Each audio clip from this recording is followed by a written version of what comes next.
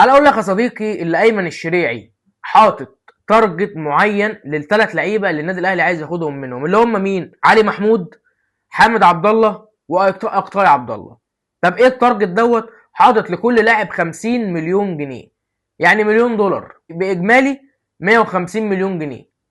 طيب دلوقتي النادي الاهلي اداله صدمه واداله كشاف، وراح قال له انا عايز اضم محمد عبد الله واقطاع عبد الله، وعرض عليه بس 50 مليون في الاثنين، يعني ده ضرب قوي جدا.